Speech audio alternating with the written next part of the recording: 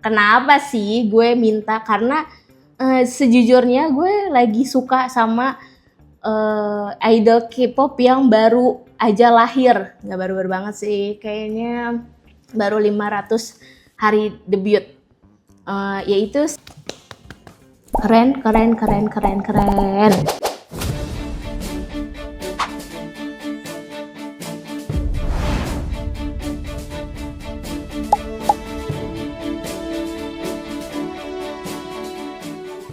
Assalamualaikum.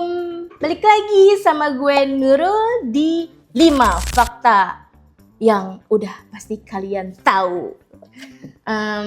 Hari ini kita ada di NGR Kitchen.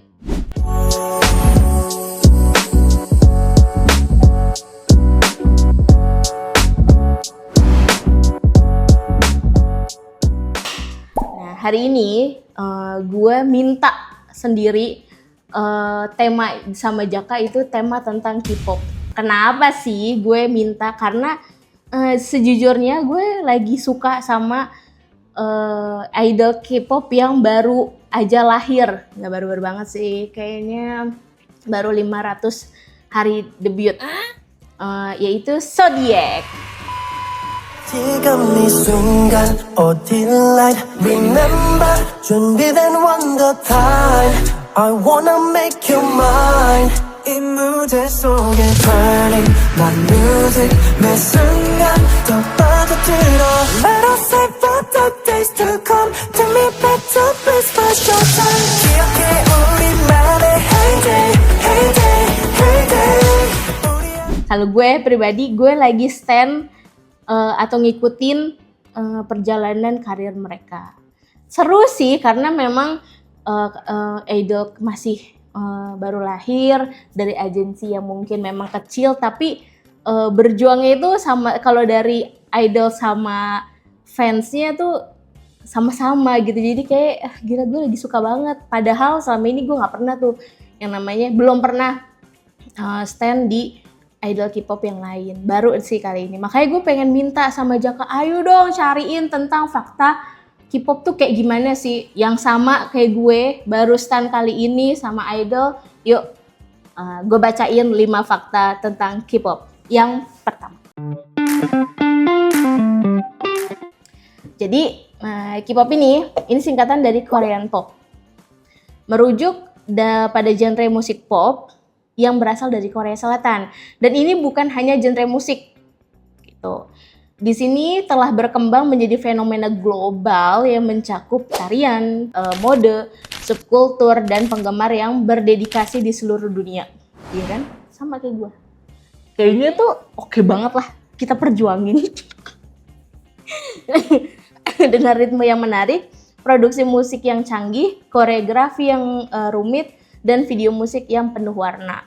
Dan sejarah evolusinya, yaitu sebuah genre musik yang sekarang mendunia mulai menarik perhatian dari awal tahun 1900-an. Jadi awalnya itu tahun 1900 dan berkat inovasi dari kelompok musik Seotaiji and Boy.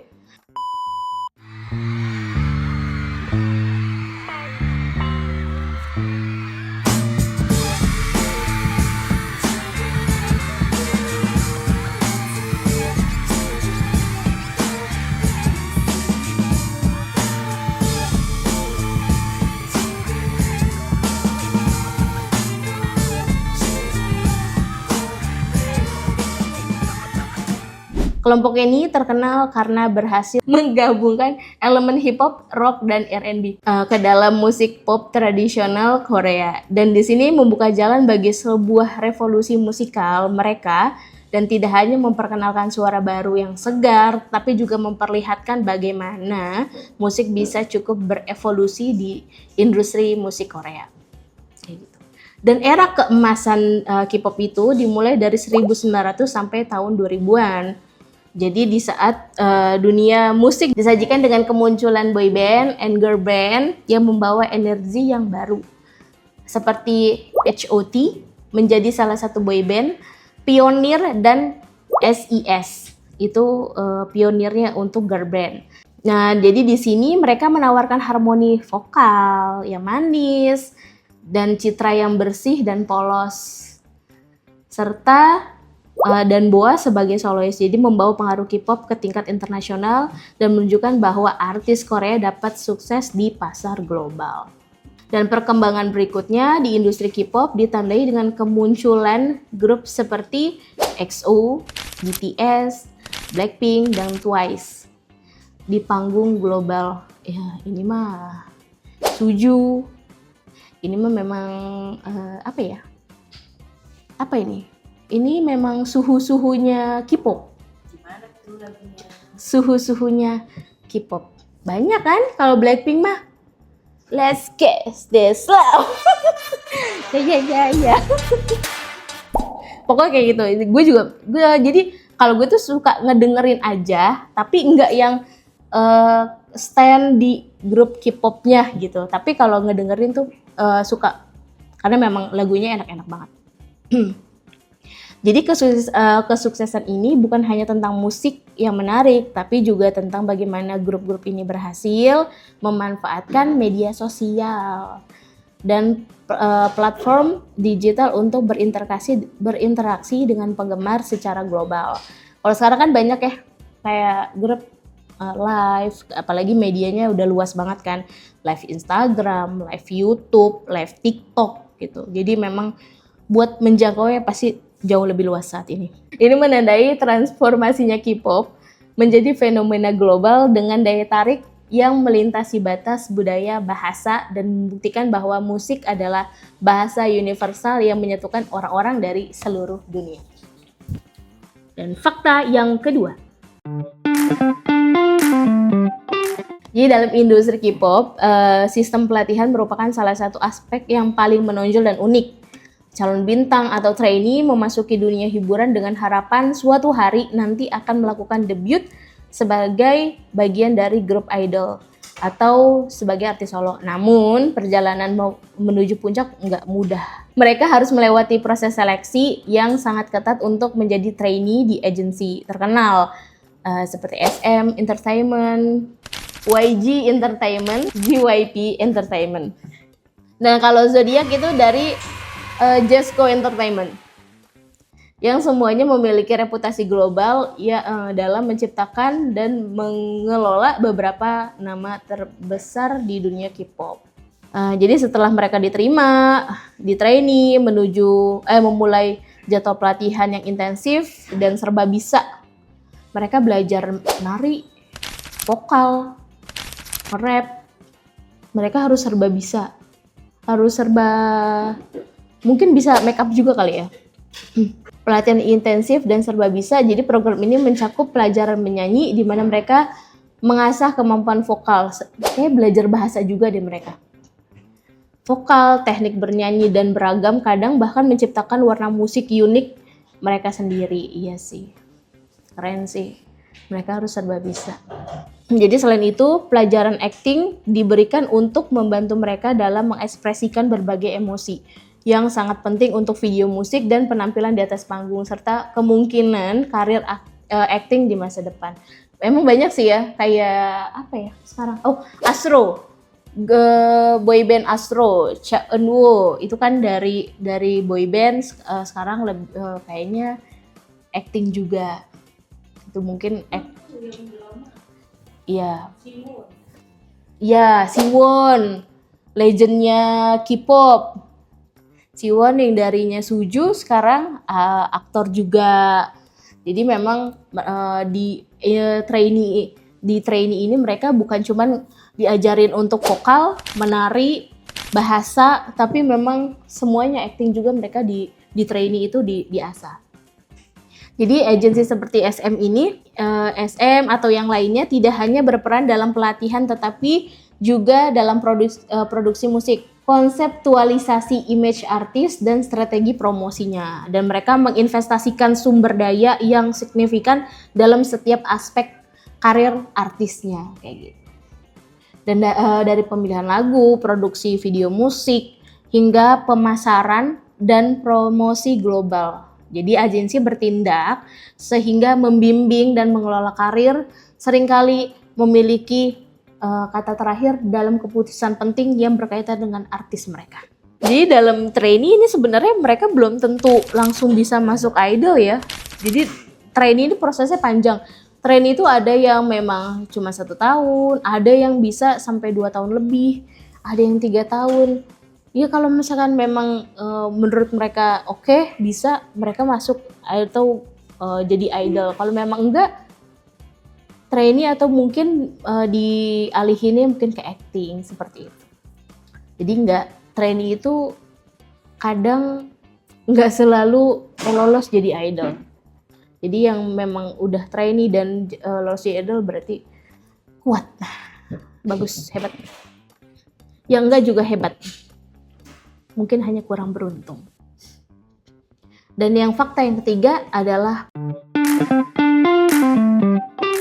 pengaruh global K-pop yang meluas jauh melampaui batas-batas Asia, menandai era baru dalam musik populer internasional. Jadi fenomena ini yang mencangkup wilayah Amerika Utara, Eropa, Amerika Latin, dan lainnya. Dan bisa diatributkan dalam beberapa faktor strategis. Terutama memanfaatkan media sosial dan platform streaming musik, media sosial dengan kecepatan luasnya jangkauannya. Ya kayak gitu tadi yang gue bilang. Mereka promosi ini ya via Instagram, YouTube, pasti lebih cepat. Jadi artis K-pop berinteraksi langsung dengan penggemar mereka di seluruh dunia, membangun komunitas yang kuat dan terlibat. Ini bersama dengan platform streaming yang menyediakan akses mudah ke musik K-pop telah memungkinkan genre ini menembus pasar yang sebelumnya tidak tersentuh. Jadi mengubah artis K-pop menjadi nama rumah tangga global. Nama rumah tangga global. Grup seperti BTS, Blackpink telah memanfaatkan platform ini untuk memperluas jangkauannya. Jadi mereka telah mengukir nama mereka dalam sejarah musik global. Benar banget sih. Benar banget, mereka memang udah kelas atas ya mungkin ya K-popnya. Dan BTS ini dari kalau nggak salah dulu juga dari agensi kecil, sama-sama kayaknya dari penggemar besar dengan penggemarnya juga, sama-sama berjuang idol sama penggemarnya. Jadi mudah-mudahan Zodiac bisa meniru jejaknya BTS. Jadi kedua grup ini tidak hanya menikmati kesuksesan komersial yang luar biasa, tetapi juga telah mencapai pencapaian signifikan yang menunjukkan jangkauan dan pengaruhnya K-pop. BTS misalnya telah membuat sejarah dengan tampil di acara penghargaan musik internasional seperti Billboard Music Award dan American Music Award, serta mengadakan tur dunia yang tiketnya terjual habis di stadion-stadion besar. Apalagi di Jakarta. Wah, disantap habis. Dan ini menunjukkan daya tarik universal mereka. Lebih lanjut, partisipasi mereka dalam pertemuan PBB sebagai utusan khusus untuk generasi muda menyoroti bagaimana K-pop tidak hanya tentang hiburan, tetapi juga tentang menyampaikan pesan positif dan pengaruh perubahan sosial. Seperti itu.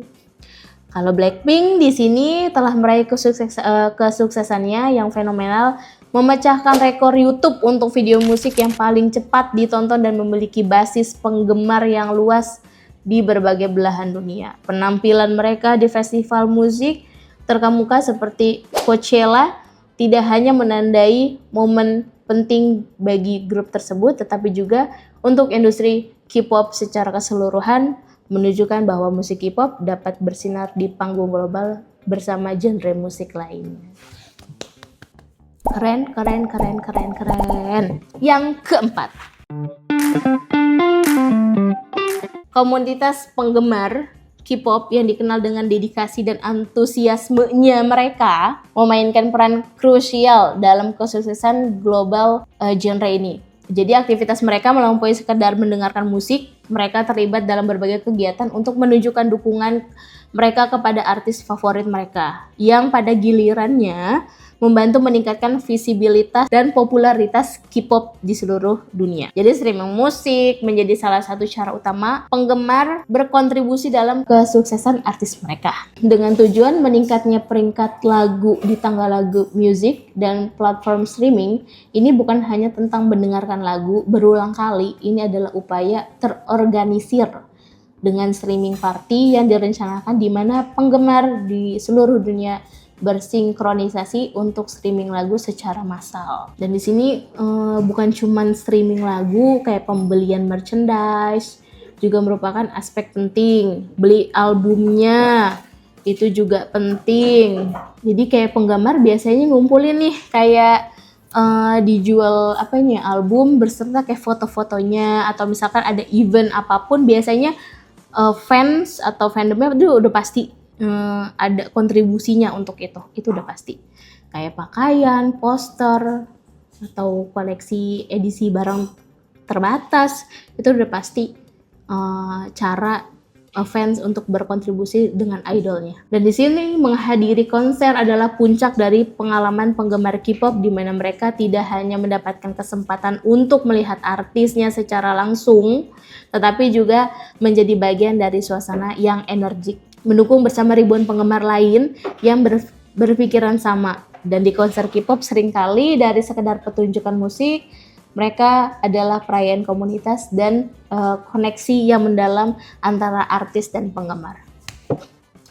Sayang, kemarin fancon Zodiac nggak jadi di Jakarta. Tanggal 20 Juli. Iya sih 20 Juli ya?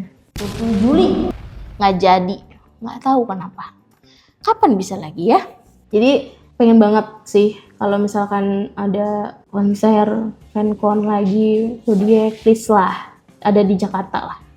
Dateng lah ke Jakarta. Jadi selain budaya fans K-pop telah menciptakan subkultur unik yang berkembang di komunitas online. Jadi media sosial dan forum khusus menjadi tempat berkumpulnya penggemar di seluruh dunia untuk berbagi informasi, merencanakan kegiatan dukungan, dan merencanakan pencapaian artis mereka. Jadi keunikan dari komunitas penggemar K-pop terletak pada organisasinya, dedikasi, dan kreativitas mereka dalam mendukung artis favorit mereka. Mereka tidak hanya menjadi konsumen pasif, mereka adalah bagian aktif dari ekosistem K-pop. Jadi bukannya cuman kayak suka segala macam, mungkin kayak FOMO gitu, tapi mereka bantu kayak misalkan bantu vote atau misalkan bantu ngasih bikin video apa segala macam tuh, biasanya mereka fans itu biasa kreatif. Dan fakta yang kelima yaitu adalah si industri K-pop merupakan berhasil menciptakan gelombang budaya global yang memiliki basis penggemar yang luas. Jadi tidak luput dari kritik dan kontroversi. Salah satu masalah utama yang sering dibahas adalah tekanan intens yang dialami oleh artisnya. Mulai dari fase trainee, emang fase trainee itu adalah fase terberatnya seorang idol. Hingga setelah mereka debut. Jadi calon bintang K-pop menjalani pelatihan yang ketat dan seringkali selama bertahun-tahun yang tadi gue bilang kan, di mana mereka dihadapkan pada jadwal yang padat dan ekspektasi yang tinggi. Setelah debut, tekanan ini berlanjut dengan harapan terus tampil sempurna baik dalam hal vokal maupun penampilan, dan seringkali di bawah sorotan media dan pengawasan publik yang konstan. Standar kecantikan yang tidak realistis juga merupakan masalah yang signifikan dalam industri ini. Jadi artis K-pop seringkali diharuskan untuk memenuhi ideal kecantikan yang sempit yang dapat mencakup berat badan yang seringkali diharuskan untuk memenuhi ideal kecantikan. Agak kesian sih kalau ini ya. Cuman kayaknya setauku sekarang idol tuh kalau nggak salah sekarang dilindungi deh. Jadi kayak misalkan nggak seperti mungkin zaman yang dulu gitu. Kalau sekarang mungkin setauku nggak segitunya. Mudah-mudahan sih ya. Tapi gue belum tahu lebih jelasnya lagi. Tapi setahu kayaknya nggak kayak mungkin zaman dulu kayak gitu. Dan di sini jam kerja mereka juga panjang, melelahkan. Adalah kritik lain yang dihadapi industri K-pop untuk mempertahankan relevansi dan mengejar kesuksesan. Artis seringkali bekerja tanpa henti, betul, mengikuti jadwal dan mencakup pelatihan, rekaman, pemotretan, wawancara, penampilan publik, dan ini dapat menyebabkan kelelahan dalam masalah kesehatan, baik fisik maupun mental. Namun seringkali dianggap sebagai bagian dari kontrak yang mereka tanda tangani dengan agensi mereka. Meskipun K-pop terus menikmati popularitas global yang meningkat, tantangan-tantangan ini menyoroti sisi gelap industri yang seringkali tersembunyi. Di balik glamor atau kilauan panggung, diskusi tentang cara mengatasi masalah ini sedang berlangsung dengan harapan untuk menciptakan lingkungan yang lebih sehat dan berkelanjutan bagi artis dan penggemar bersama-sama gitu. Jadi kesimpulannya, ini K-pop telah melesat dari akarnya di Korea Selatan menjadi fenomena global. Jadi nggak dinikmatin cuma di Korea Selatan. Bahkan mungkin artis di Korea ada beberapa idol di Korea itu yang kurang terkenal di Koreanya sendiri loh. Malah lebih terkenalnya di negara lain, mungkin lebih terkenal di Indonesia, lebih terkenal di Vietnam, atau lebih terkenal di mana dibanding di Korea Selatannya sendiri. Jadi memang ini adalah fenomena globalnya tersendiri yang mempengaruhi tidak hanya industri musik, tetapi juga mode, tarian, dan subkultur di seluruh dunia. Dengan daya tariknya yang melintasi batas geografis dan budaya K-pop membuktikan kemampuan untuk menghubungkan orang-orang dari berbagai latar belakang melalui musik dan yang menarik di produksi yang berkualitas tinggi. Kalau untuk K-popnya saat ini, karena ini nanti tayang tanggal berapa sih? Sekarang tanggal 8. Karena ini tayang di minggu besok, berarti masih ada event, berarti event buat Dream Rocky itu masih ada. Jadi gue buat fans Zodiac, One Pack, TOT sama POW yang sekarang lagi bertarung di event Dream Rocky. Ayo sama-sama berjuang buat idolnya, buat dapetin Super Dream Rocky-nya. Mudah-mudahan ini bukan pertarungan ya, eventnya memperebutkannya dengan secara sehat. Gue tahu sih fandom yang benar-benar fans itu pasti akan dukungnya dengan secara sehat gitu. Gue yakin banget. Kalau yang kerjaannya nge-war itu pasti oknum, karena kalau fans itu nggak akan mau ngejelekin idolnya dengan atas nama fans ya.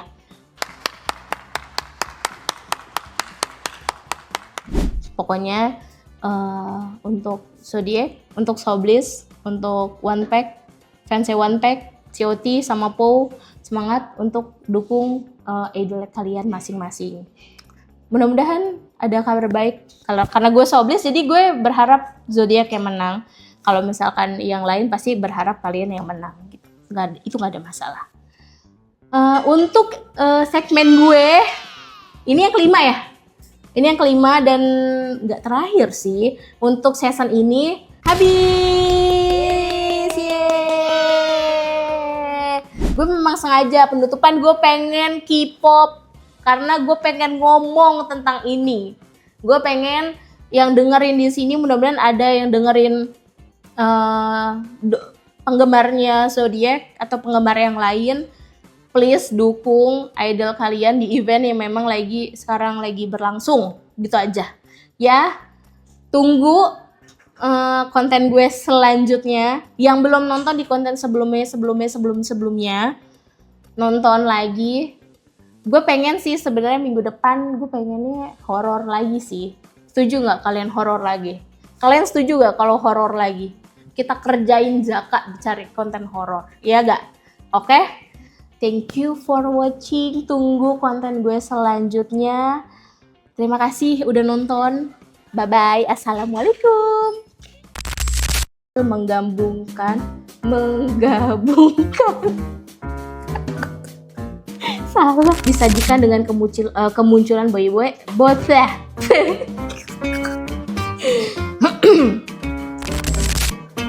Apa sih? kontrak. Oh iya. Oh, ulang.